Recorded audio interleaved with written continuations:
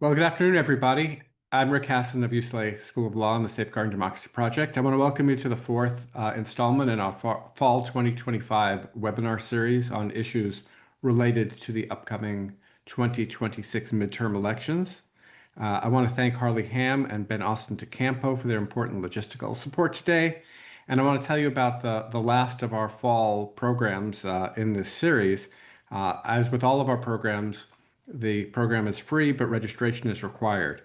On Tuesday, November 18th, from 12:15 p.m. to 1:15 p.m., we'll have Ellen Katz of the University of Michigan, Lenny Powell of the Native American Rights Fund, and Joelle Ross of the Legal Defense Fund joining us for a conversation on the Supreme Court, the Voting Rights Act, and the 2026 elections, a topic that's very timely given the Supreme Court's recent oral argument in the Louisiana versus Calais case, as well as a pending cert petition in a case involving private rights of action and the Voting Rights Act. To register, you can go to safeguardingdemocracyproject.org, or if you're watching this live, you can look at the link that will be in the chat box. Videos of all of our past events are also available at the Safeguarding Democracy Project website. Today, we're pleased to feature a webinar with Danielle Citron of the University of Virginia Law School, Brendan Nyhan of Dartmouth College, and Amy Wilentz of UC Irvine. The topic today is media, social media, and the changing election information environment. I'll share a bit of their bios. Their full bios will go into the chat. If you have questions as we're going along, feel free to put them in the Q&A box if you're watching along live with us. In addition, if you are a California lawyer and you are seeking MCLE credit for continuing education, there'll also be information in the chat box related to that. And with all of that squared away, let me introduce just a really stellar panel of speakers. I couldn't imagine three better people to be addressing the topic of media and social media in the upcoming 2026 elections. So to give their brief bios, because if I gave their full bios, it would take the entire hour. Danielle Citron is the Jefferson Scholars Foundation Schenck Distinguished Professor of Law and the Martha Lubin Karsh and Bruce A. Karsh Bicentennial Professor of Law at the University of Virginia Law School, where she teaches and writes about privacy, free expression, and civil rights. She's also the inaugural director of the law school's Law Tech Center. In 2019, she was named a MacArthur Fellow. Her latest book is The Fight for Privacy, Protecting Dignity, Identity, and Love in the Digital Age. Brendan Nyhan is the James O. Friedman Presidential Professor in the Department of Government at Dartmouth College. He's a former professor of public policy at the University of Michigan, a member of the American Academy of Arts and Sciences, former Guggenheim and Carnegie Fellow. He directs the Bright Line Project, a watchdog monitoring the status of American democracy. And he is frequently in the news and has been in the New York Times Upshot, as well as many other publications. And Amy Wilentz is the author of Farewell, Fred Voodoo, A Letter from Haiti, The Rainy Season, Haiti Since Duvalier, Martyrs Crossing, and other books. She is the winner of numerous awards and was awarded a Guggenheim Fellowship in General Nonfiction in 2020. She's now an emeritus professor in the Literary Journalism program at the University of California at Irvine. Welcome to all of you. Glad that you can be with us. And please unmute and we can begin our program. So I have asked the three panelists to talk about whatever issues they think are the most important related to the media and social media environment. And we're going to open it up by going to Brendan, then to Amy, then to Danielle. I've asked them each to talk for a few minutes, and then I've got some questions, and I look forward to seeing your questions that you can put in the Q&A box. So welcome to all of you. Brendan, let me hand it over to you. Thanks, Rick. Great to be here. I'm not sure I can do justice to everything that's happened in the months since January, but I'll try to give a brief synopsis of where I think we are. We're seeing an effort to create an authoritarian regime in the United States. I don't know how else to put it. Whether it will be successful or not is very much an open question, but that's clearly what we're facing. It means that the institutions of American democracy are being challenged like they haven't been before, at least since America became a full-fledged democracy with the civil rights laws of the 1960s. In the current moment, I would not say media and social media are actually at the top of the list of threats that I would worry about, but they're nonetheless important, and they may reinforce some of the other vulnerabilities that democracy currently faces. We've seen the way Trump has used threats and regulatory pressure to try to influence the media, extracting so-called settlements from ABC and CBS, using the FCC to create additional pressure. Reportedly, although this is thinly sourced, trying to influence the sale of Warner, which would further consolidate media control around regime-aligned oligarchs. That's the only way to put it. We're unfortunately in a situation where the Russian terminology seems increasingly appropriate. Does that mean that there's not tons and tons of negative coverage about Trump every day? Of course not. So both can be true at the same time. And I think the complexity of that is one of the challenges of the current moment. People, of course, can see endless anti-Trump vitriol online and say, what's the problem? I can see all sorts of negative information about Trump, both on social media and in the mainstream press. And that's, of course, true. But we're also seeing efforts to silence and intimidate that are really having profound effects. And I would just say, in terms of the mainstream media, the last comment I'll make is that they have been challenged in part because of all the other figures who are being silenced. And that's an especially difficult challenge because we don't know the counterfactual. We don't know who we would have heard from were it not for the pressure of being punished. We don't know the institutions that would have been standing up, the donors that would have been making contributions, the law firms that would have been filing lawsuits. That's all invisible to us, right? But there's this kind of dark matter in our politics, which is the opposition Trump would have faced if people did not perceive this threat. And all we can say about that is that reporters are telling us they're having the hardest time getting people to go on the record of their entire careers over and over again. And not just people in sensitive government posts, lawyers, professors, on down the list. And so I think in that sense, our information environment is being degraded because we're not hearing from all of those sources that we might otherwise have been learning from. Social media companies have obviously bent the knee and mostly rolled back the kinds of content moderation policies they had in place in the past. Those are complicated, and I don't think they were. I don't think that's like a first order threat or risk relative to what I've just described. But it's symbolic of the broader way in which people have aligned themselves with power. And that's, I think, the current moment. The media and social media environment is, if anything, a kind of leading indicator of the state of American civil society and business and their relationship to this government. I'll stop there. Thanks. Well, that was a nice cheerful note to get us started on. You win the award for being the first one to mention oligarchy, maybe not the last. Let me turn it over to Amy. Hi. I want to give a little bit, maybe more of background to the social media environment and what that does to speech and how it is a design and not just happenstance. And there may be many people in our specific self-selected audience who know a lot of this already, but I'm sure there are those who do not.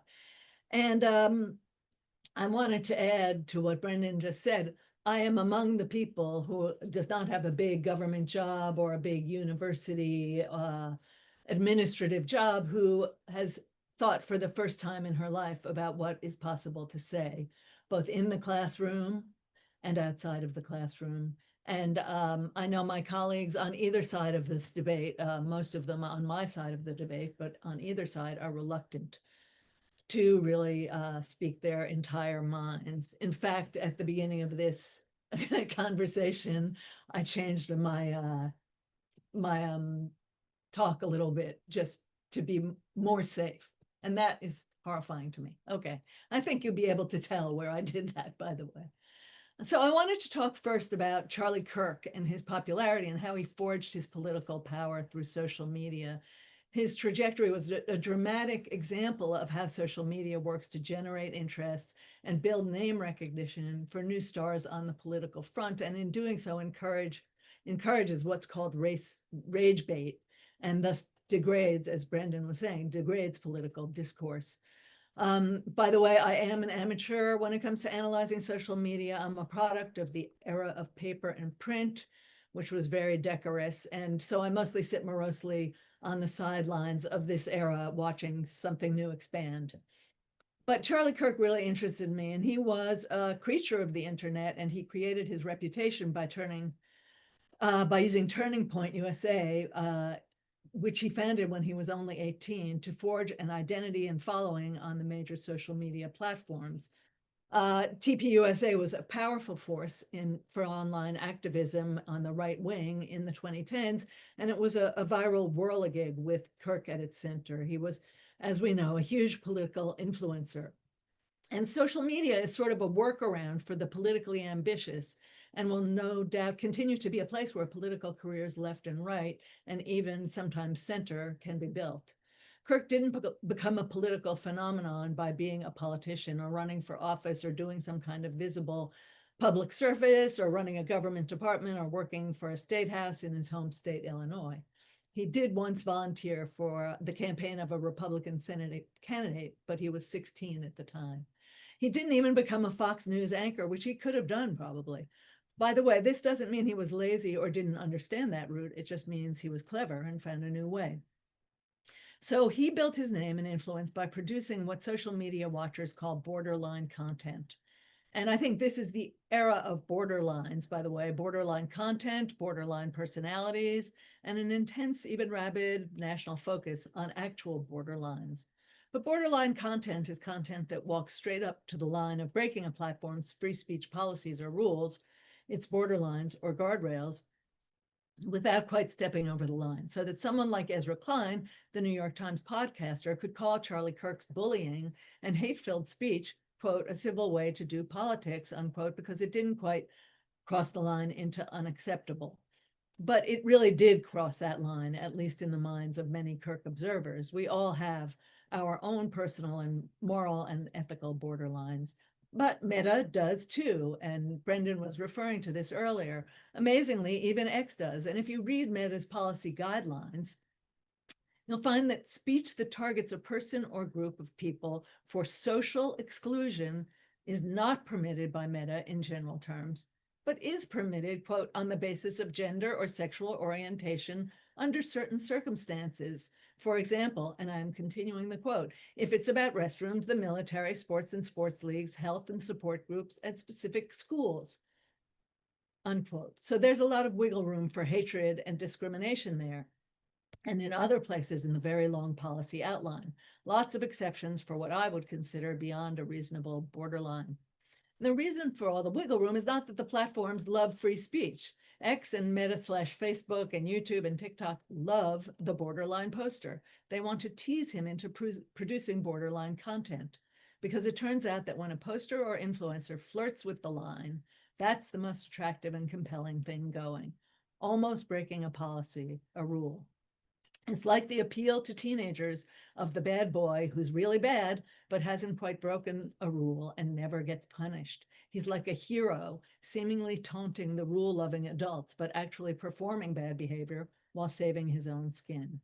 So borderline content like Kirk's gets likes, many, many likes, and those thousands and even millions of likes are valuable to platforms.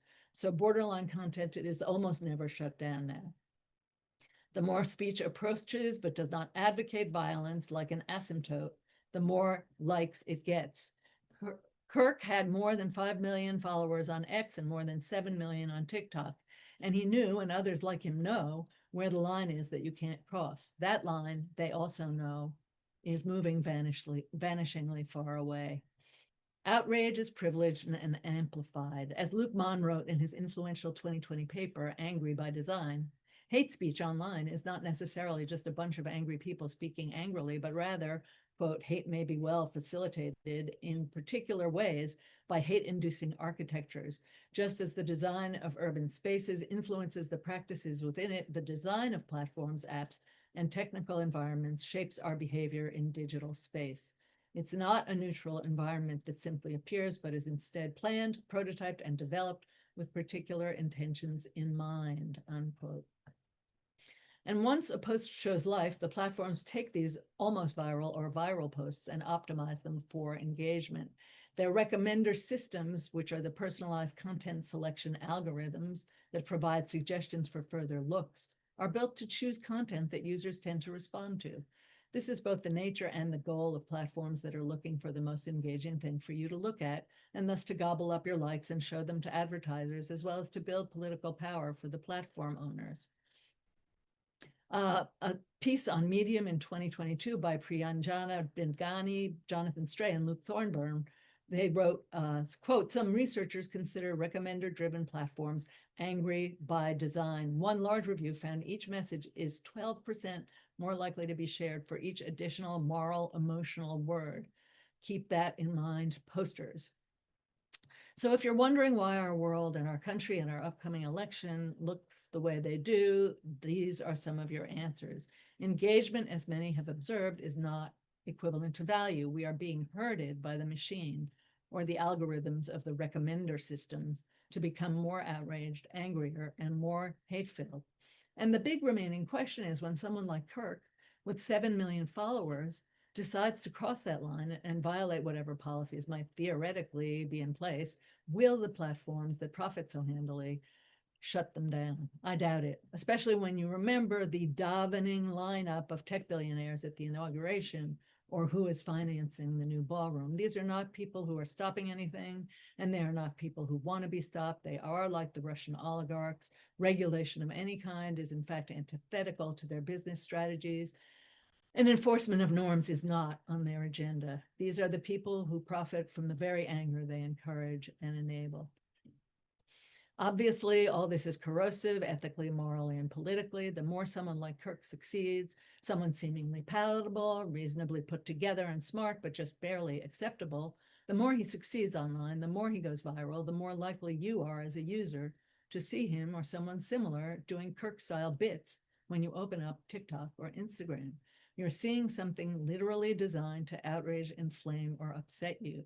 And that's what we're facing as we walk toward the elections. Now, we all know, of course, that rousing speech is a useful tool, and we don't want to suppress rousing speech. But this is not just rousing speech. This is rousing speech that's being used, basically, when you get right down to it, to make huge amounts of money. And yet, it is empoisoning our electoral situation. So optimized for rage might be a good way to describe our society now. Elections will take place within this loaded and volatile communications field. While some social media specialists are working to develop systems that tamp down rage and promote rational discourse, rage remains more fun and easier to tap than quiet, respectful debate on policy issues. Social media analysts identify the platform's pursuit of engagement at all costs as encouraging, quote, the spectacle of rage, a culture of destroying and owning and humiliating, unquote. Its visible manifestation, perhaps, is the ICE raid. We'll see how this political, social environment fares as the elections approach and more viral rage gets funneled into the chute.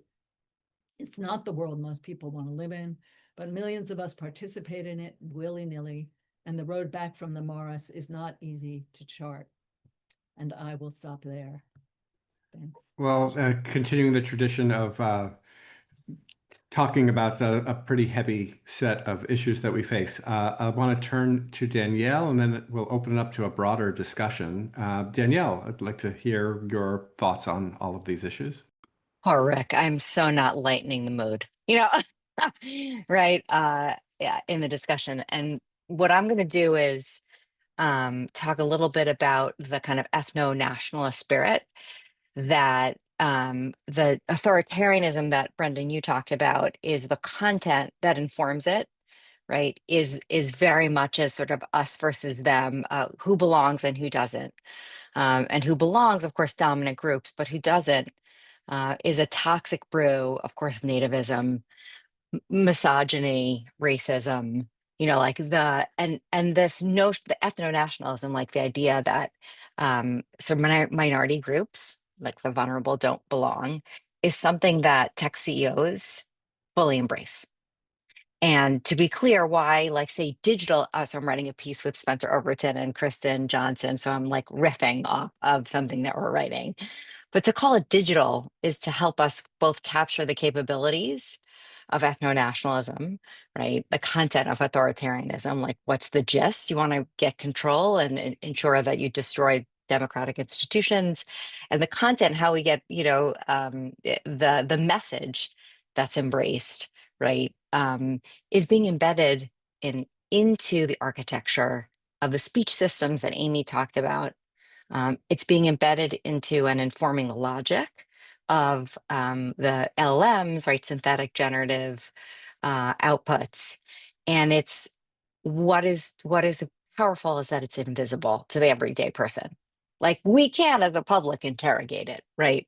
And of course, these digital infrastructures amplify messages of, misogyny, the traditional Western values, right? The sort of dog whistles, and we hear it from the tech CEOs. Like they recognize, and their funders clearly recognize that forget politics.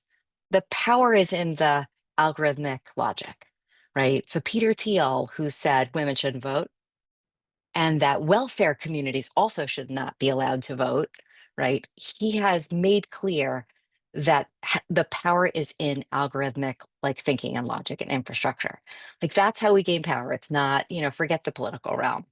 So too with Mark Andreessen, right? His like technological Superman, right? It's really clear when you read don't read it aloud because it's pretty like you'll fall on the floor. But Andreessen's Tech Optimist Manifesto is like it is a dog whistle and a half, right? About the who is like we are going to benefit the rich and not the poor, and merit, but only if you really deserve it, right? Like the entire enterprise is all about sort of getting rid of the woke mind virus. So too with Musk, right? Like Grok spitting out, Mein Kampfian informed, attitudes, and same with this alternative to Wikipedia, right? Is very much designed in this kind of ethno-nationalist frame, right? Same with Zuckerberg, right? Like our friend who's now in his masculinity era. Sorry, I have to try to make everybody laugh because it's so absurd, right? So Zuckerberg goes to after the election, goes to Mar-a-Lago to fill him in on and have a discussion. He comes back, and on January 7th, in a video, Zuckerberg explains that he's gotten rid of their chief diversity officer and all efforts around diversity, equity, inclusion. And in that video, he's describing the hate speech that is no longer prohibited in the United States. And there's a leak. So I'm going to pick up where Amy was, because I work with social media companies for 15 years for free, right? Like advising them on non-consensual intimate imagery, threats, harassment, and hate speech. And all of that whole project of content moderation, policies, and then products that we're making a healthier speech environment. We should just realize we're saying goodbye to all of that. Not only in the firing, like as X did, Elon Musk fired the 230 trust and safety employees, now is 20 left, right? So too with Meta. So what's now acceptable on Meta, I'm just going to read a leaked training manual. I feel like Amy's like, saw that, right? But what's now permissible on Facebook is gays are dirty and immoral, right? Gays are freaks, immigrants are grubby. This is literally from the Meta training manual, right? Like I'm not suggesting saying this. Immigrants are grubby, filthy pieces of shit. Trans people are immoral. Migrants are no better than vomit. And we can now compare women to household objects or property, totally permissible, right? Now, what is, I think, incredibly disturbing. So you have like the Alex Karps of Palantir, right? Talking about Western values, and we have to make sure we embed it into the architecture of our systems. And this sort of notion, like the total embrace, it seems to be, and I hope, Rick, I may lose my job, but I feel like, how we say we're like afraid to speak, fine, right? Like the tech oligarchy is are embedding these kind of attitudes not only into the fake Wikipedia, right, and their products, content moderation. So the kind of inputs we'll see, who is left out and forced off and chilled? The people who are dehumanized, who are attacked, who are harassed, who are threatened, who are doxxed, right? And all my work on cyber stalking, what we know is that people will be chased offline as we change content moderation. And the coup de grace is not just tech companies, and I'm going to stop in a second, Rick. It is what the FTC chair, Andrew Ferguson, as he calls his FTC, the Trump fans FTC. He issued a letter to tech companies about a month ago saying that they could no longer censor, use the word censor, but like you can no longer moderate speech that the EU prohibits, including hate speech, and that he would consider that a violation of Section 5 of the Unfair and Deceptive Practice Acts, like the Section 5 of the FTC Act, that it would be unfair and deceptive, right, to comply with European standards of hate speech on a worldwide basis, even if you do it because it's cheaper and easier. And that's so often what companies do, right? It's like a one-size-fits-all model because it's cheap and easy to operationalize across the globe. So now the chair of the FTC is saying you can't moderate hate speech, which, by the way, is just flagrantly in violation of the First Amendment. So to be clear, it's like a bananas letter, right? But what we're seeing is a convergence of governmental pressure, right? And already inherently racist, misogynist, nativist, kind of Western values, who belongs are kind of white Christian men and women belong in the kitchen sort of attitudes. So I'm going to stop there, hoping I keep my job at UVA Law School. As academic freedom is asunder, and I too, like Amy, when asked to comment on Musk for various things, having worked on their Trust and Safety Council and then working for them since 2009, I decline, right? Because I don't want to get doxxed.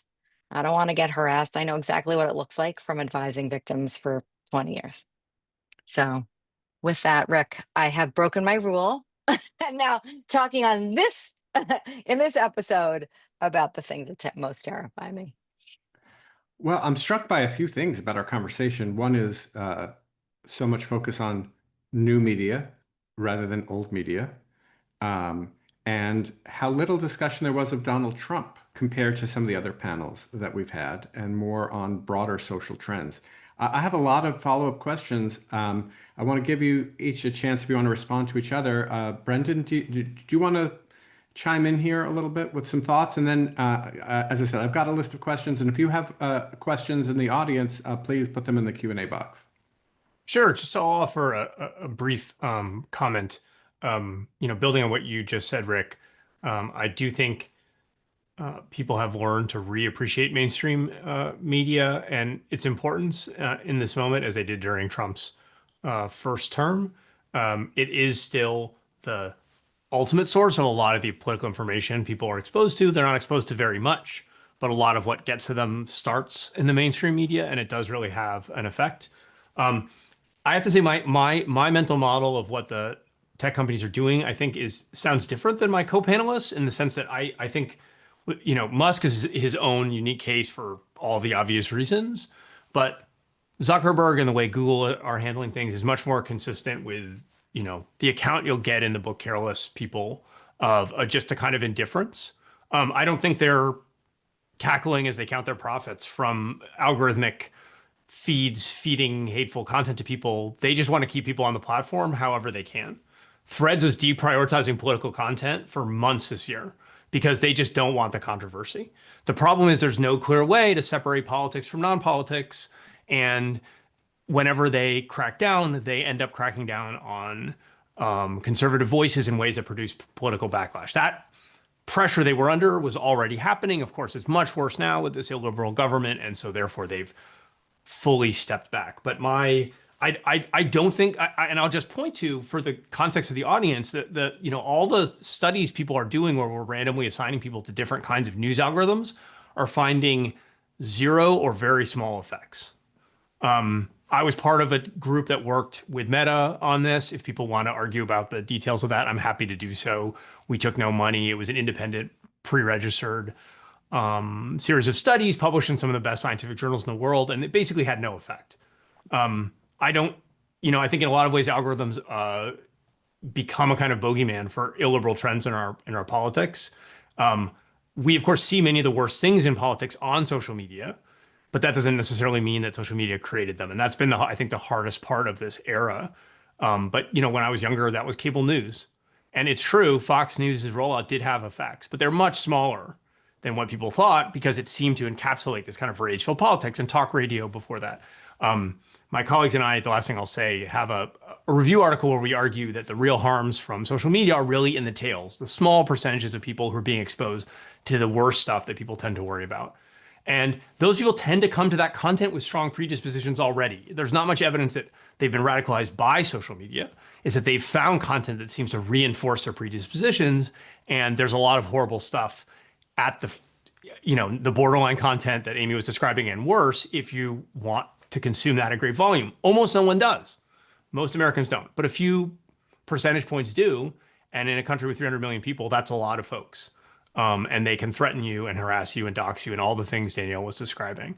So I don't want to minimize that or say it isn't real, but I don't think it's a central moving force in our politics. I think it's really a relatively small fringe. Amy or Danielle, did you want to respond to anything before I turn to some more questions?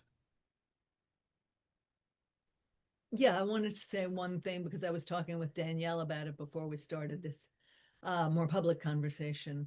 I'm an expert on Haiti, so I've watched that country for a long time, and right now it's in a terrible situation. But over and over throughout the years of Trump's ascendancy, but even before, I've watched the US sort of tumble down a Haitian rat hole of destruction of the state, lack of belief in elections, and dictatorship of negligence.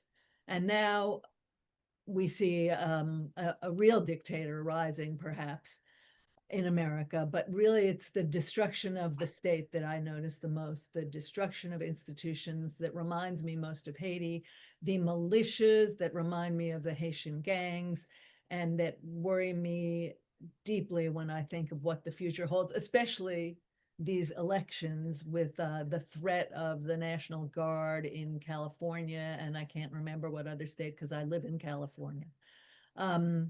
But it's very, very disturbing to me to see this disintegration. I feel so bad for the Haitians, neglected as they are, except in our elections, to be charged with pet eating. But I see how they live, and I don't think this country wants to go that route. Danielle, did you want to add anything before I open this up?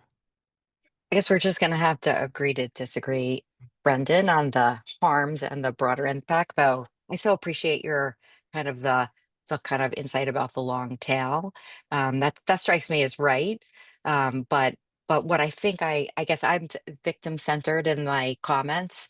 When you see the harassment, doxing, online abuse, it just chases people offline, and who more often are those people are women and people from marginalized LGBTQ individuals. So it's not to say that I feel like that was just really interesting, your note about the kind of careless people of it all, right? That less by design, though. When I see the dismantling of the kinds of policies and architectural product designs that are being dismantled, that to me is a sign that the kind of that bigotry is afoot in a more deliberate way rather than in a careful way, because it's like clicks and shares, as Amy was saying, right? It's the outrageous. So I feel like I'm still depressed, and I wrote down, both of you, like dark matter, that's going to sit with me, like your insights about dark matter. And for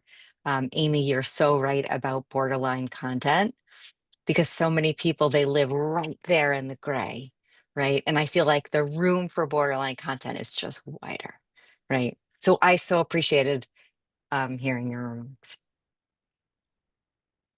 Thank you for that. I know I guess my own observation on putting Musk aside, because I do think he's a special case. On the other social media companies is that it's a kind of sycophancy where when Biden was president, it was like, let's beef up these trust and safety teams. Let's kick Trump off the platforms for undermining democracy. And now it's a complete 180. It seems like whoever's in power, like they're going whichever way the wind's blowing. Mark Zuckerberg just changes his t-shirt and he's moving in the other direction.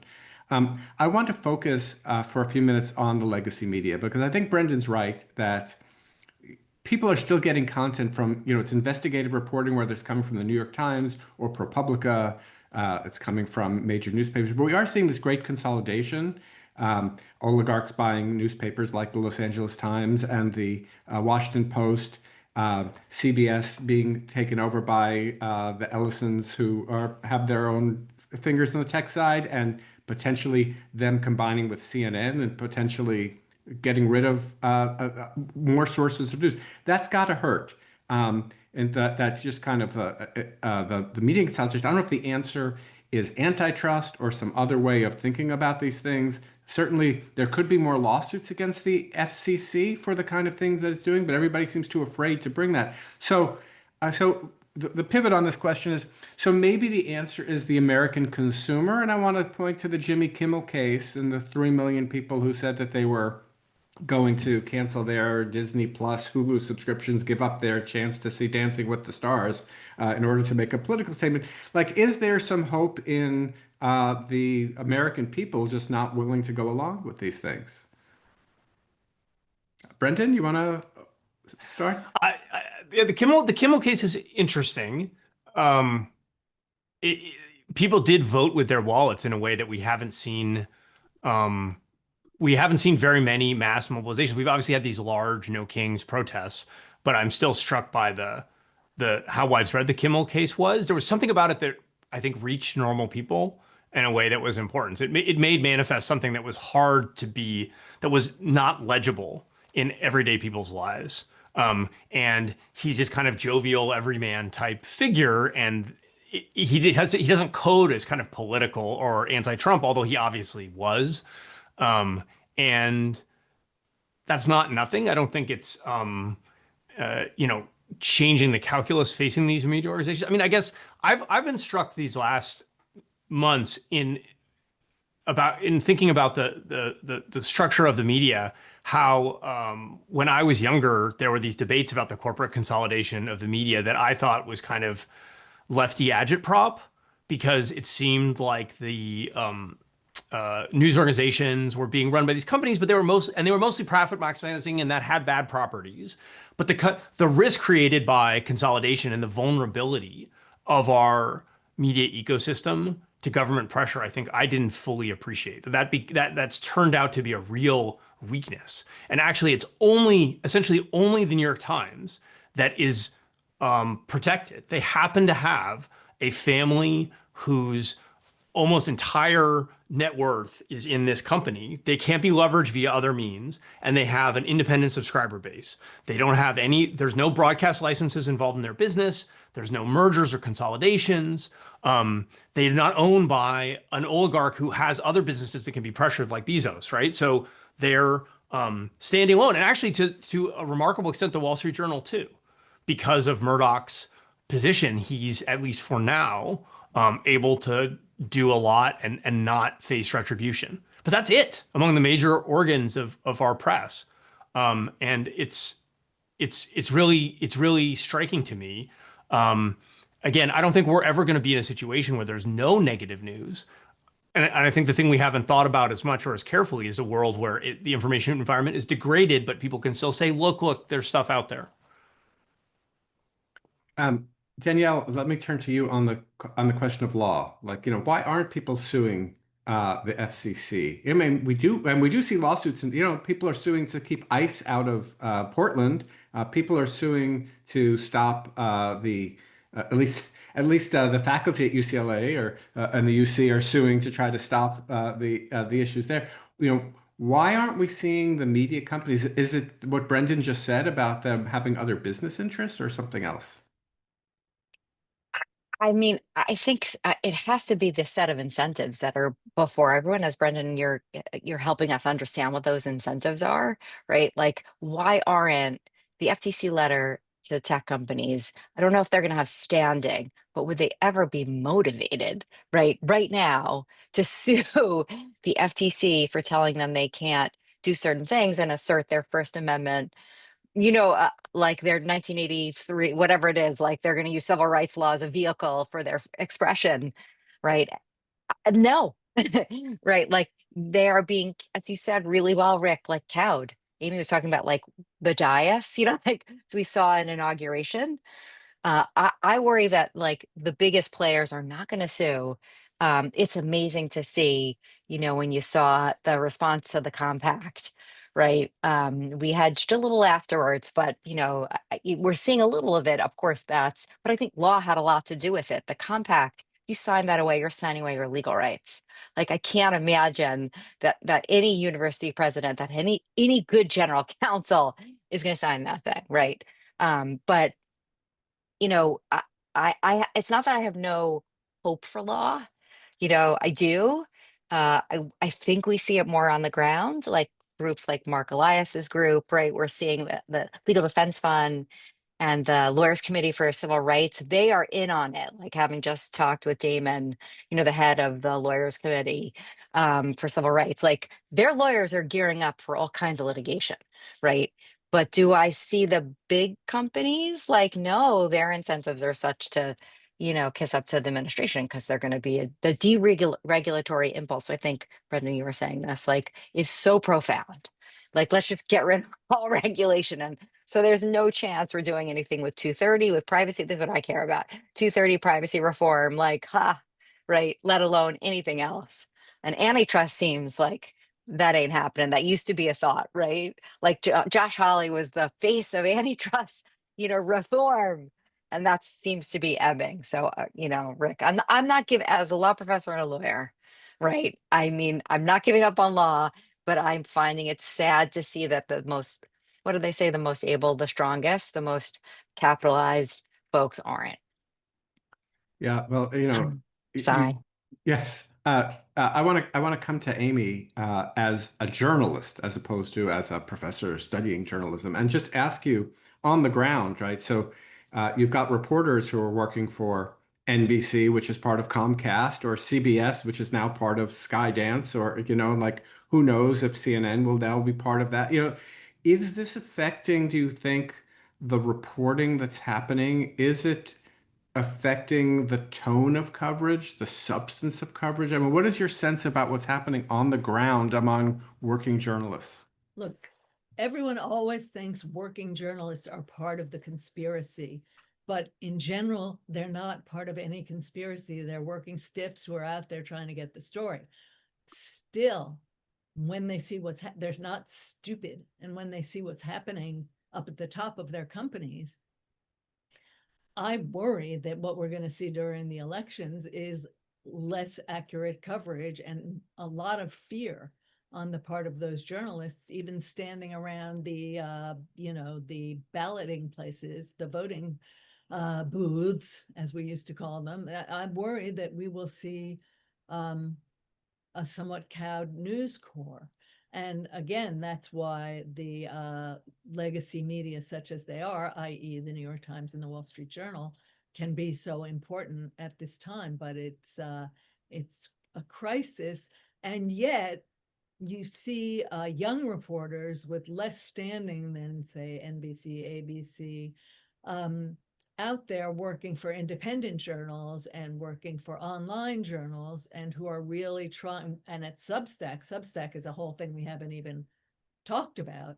That's where I was going next. I want to hear what you have to Seems say to about me, as I absorb it, and of course I absorb it in a way different from most Americans who probably don't even look at it, but the people I watch seem to be free, unafraid, reporting to a degree, but certainly looking at good reporting and using it to form their opinions. And I hold great hope in places like Substack, but they are sort of self funded. So if you can't grab a bunch of people to look at you, you're going on there out of love, not out of profit making. So that Heather Cox Richardson is a very different person from what I would be on there. She's hugely influential because she's managed to do this incredible thing. And so, you know, I look at her and I think, oh, well, maybe there's hope. What were you going to say about it, Rick? Well, I was going to say that, you know, people point to Substack as like the new way of getting around this. And a lot of journalists have moved there or they've started their own companies. You can think of Hasen starting Zetio or The Contrarian with Jen Ruba. But, you know, it's like, can I give $5 a month to this one and $5 a month to this one? Like soon it's like I'm spending $1,000 and it's like, what about my subscription to the New Yorker, which still has very valuable reporting? You know, it's like, and I've got more disposable income than a lot of the average people do who are, you know, looking for people, you know, there are people who complain like, why are you linking to a story on the New York Times website? It has a paywall. It's like, well, they've got to eat too. You know, so I just wonder how sustainable it is to think that kind of meaningful journalism and investigative reporting. You look at some of the reporting, like think of the reporting on Trump's tax returns that took years at the New York Times, took expertise, took millions of dollars in resources. Like someone who's got a Substack can't do that. Like there are economies of scale, it seems to me. Plus, So, yeah. plus a good reporter needs to have an audience. So if people are like you, Rick, stingy and won't pay for all these different Substacks, and I am one of those people who won't pay for all of them, it doesn't matter if you're doing good reporting because no one sees it. So I agree with you about the problematics of the site. And the other problem I see is the legality, the legal environment issue. So if you're like going to do some investigative reporting and you don't have the general counsel of the New York Times behind you, it's like you can be sued into oblivion. I think Danielle, you made a reference to this about Musk, but I think that this is true of lots of other people that just the threat, just the personal threat of what it would mean to have to litigate I'm not talking about threats of violence, I'm talking about just dealing with litigation. Danielle, you're muted. Oh, being sued for defamation as I was once, and they didn't even really file it. It was like a pre-filing, scared the living daylights out of me. And thank God UVA represented me, right? Like it was like I was echoing something we said in an amicus brief. It was like that you can't sue me for re-saying something that was in a brief, right? So it scared the daylights out of me. I looked at my homeowners, like is it covered by insurance? It's terrifying. So I think the people I feel like I pay for so much. Like I love Jim Acosta. I'm like ready to spend the money, like we need the fourth estate. But it is terrifying for them because do they have the insurance that they need? And how valuable is that insurance, right? They can't just use their homeowners, needless to say, right? Amy's gonna know better than I am, but it's intimidating. Brendan, I mean, do you see like this, like somehow this fragmentation just leads to like maybe we're in a transition moment and then you like these things get bundled, like you get the package of people and then like are we siloing ourselves? That's always the danger. I know a lot of your research says we're not really siloing ourselves. People are exposed to lots of information, but it's like things seem to be very much in flux. I agree. People have tried to get bundle models off the ground, but we haven't seen something. I think it's proven to be very profitable to Substack to have these small, intense audiences paying a lot for niche publications. I actually worry about the incentives that creates because you have to deliver on the demands of this very niche audience in a way that there's the risk of so-called audience capture, where you can't challenge your audience because you eat off their plate. And as a journalist, that's a dangerous place to be. I don't think we want to be depending on business models that are that narrow. They can see it in a very direct way. We've worried about this with digital technology in general, how it warps the incentives of media organizations. But I think the best ones actually are pretty good at shielding their journalists from those direct pressures. Substack makes it incredibly direct. Everyone knows exactly what their unsubscribe rate is, which pieces draw subscriptions, et cetera. And you antagonize your audience a few times. If you're not delivering the goods, they're out. And sometimes people on there who are not illiberal are writing about things that attract illiberal audiences. There's all kinds of, and there's, a kind of liberal echo chambering that can happen too. You know, liberals complained for years about conservative echo chambers and then ran into blue sky and bullied a bunch of people off who are slightly more liberal than less liberal than they are.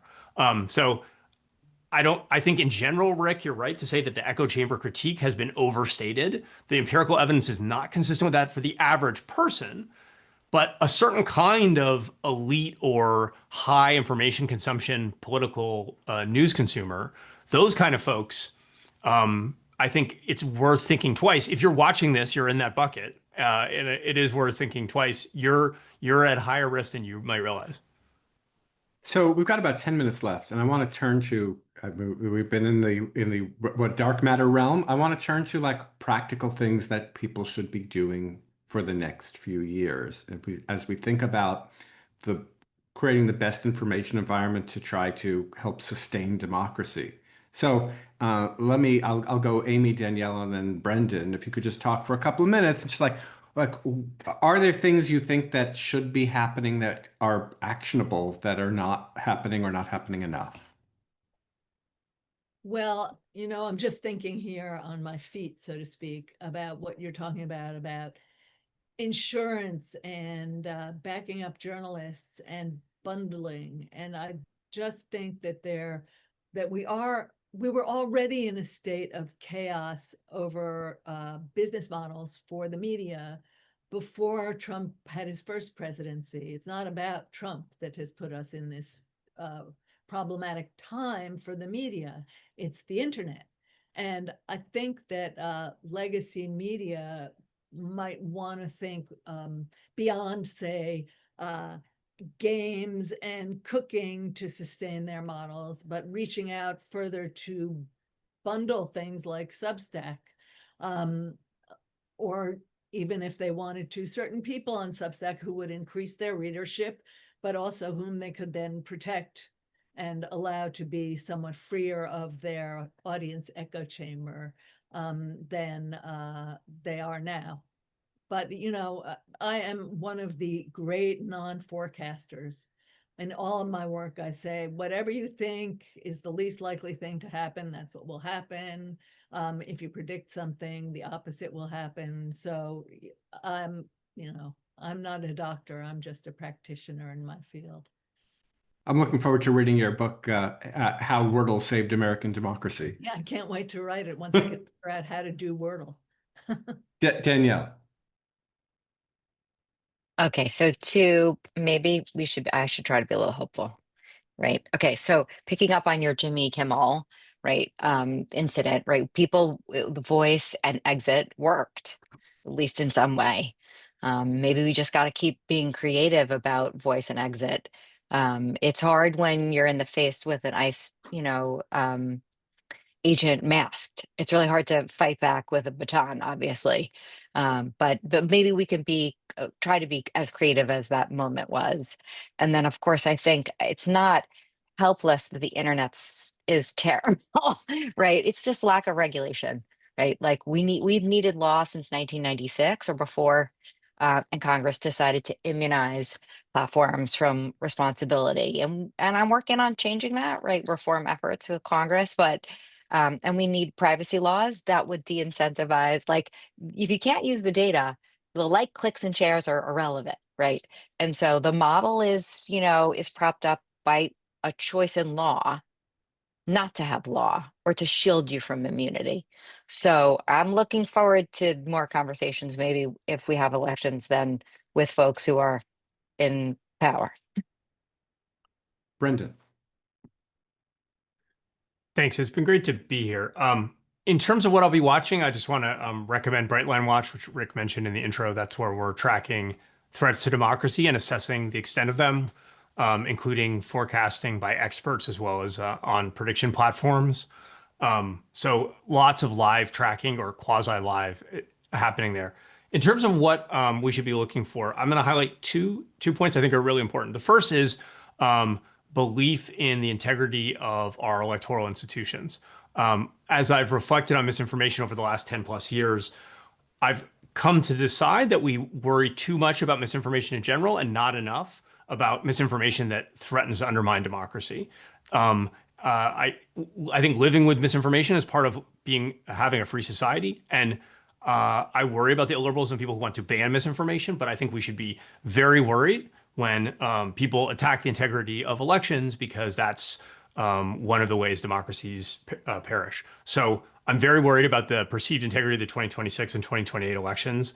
I'm watching what Trump and Republicans say about them very closely, and I'm worried about a repeat of 2020. We're not there yet, but we should be very alarmed. David Graham has a good article in the Atlantic this week about the potential threats to the 2026 election. This could happen faster than people realize in the current environment, which is only going to embolden Trump relative to where he was before.